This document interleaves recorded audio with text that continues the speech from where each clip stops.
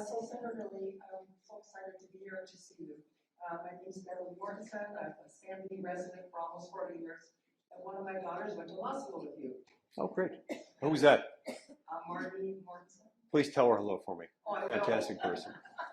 Haven't seen her in a long time. Wonderful. Anyway, yeah. But my question is regards what happened in Pro Utah with Craig Robertson a couple weeks ago, where he died at the hands of, as far as I can see, the FBI. But anyway, I'm just wondering what your thoughts are on this and what you think about this. Yeah. So anytime, thank you for raising that. And again, tell your daughter hello for me. Anytime someone dies at the hands of government officials, law enforcement, otherwise, it's of concern and it warrants serious investigation. I don't think any of us can claim to know enough facts about that investigation, about what happened there, to know. An investigation will have to happen, and we'll have the ability to make a judgment on it then. I haven't commented on that one because I know relatively little about it. All I know is what you know, based on what we've been able to read from public reports. I will say this, there were some things about that were unusual. Made me wonder why they decided to, apparently there was a flash grenade that was deployed outside the residence. It was executed early in the morning. It seemed like more force than was usual, but again, I don't know what was in their case file. I don't know what reason they may have had to believe that the person would prove to be a threat to them. Law enforcement officers are taught constantly to find ways to deconflict the zone when they're executing a search warrant or an arrest warrant. They always look for ways to make sure that they're doing so in a manner that's less likely to result in any kind of physical conflict. And so that'll be one of the things I'm looking for is what, if anything, they did on that front to try to avoid the conflict, why exactly it was necessary to execute it at the hour that they did, in the manner that they did, rather than to find some other means of doing it. One concern that I have had from the public reports, it seems highly unusual that they,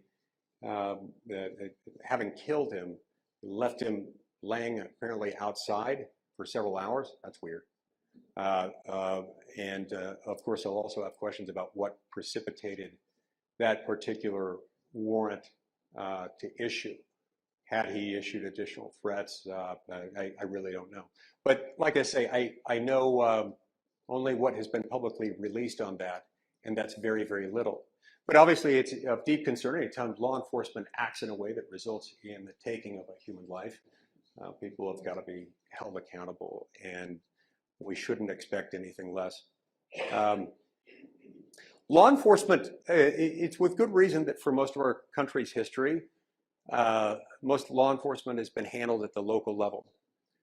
Most of our law enforcement, most of our police in this country either work directly for someone who is elected regularly by the people, as is the case of a sheriff, or they work for someone else who is, say, a city police chief who is in turn appointed by someone else, let's say a mayor, or a city council, or a combination of the two. And it's been good for the American people generally to have most of their government, including most of their law enforcement, happen at the local level rather than at the national level. We need some federal law enforcement, but there are real advantages that happen when we have local law enforcement doing the bulk of it, because local law enforcement tend to know much more about the neighborhood in question and the individual in question when they go to execute a warrant. And so that's yet another reason why we've got to honor federalism and other limitations on government. Remember also, when people talk about government, they talk about restrictions on government, and they talk about constitutional impediments.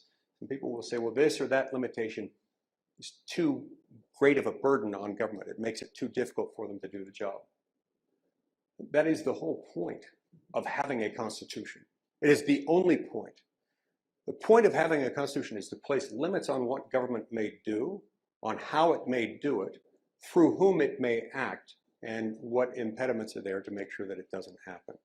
These are all important things that I think have to be taken into account whenever anyone dies at the hands of federal law enforcement.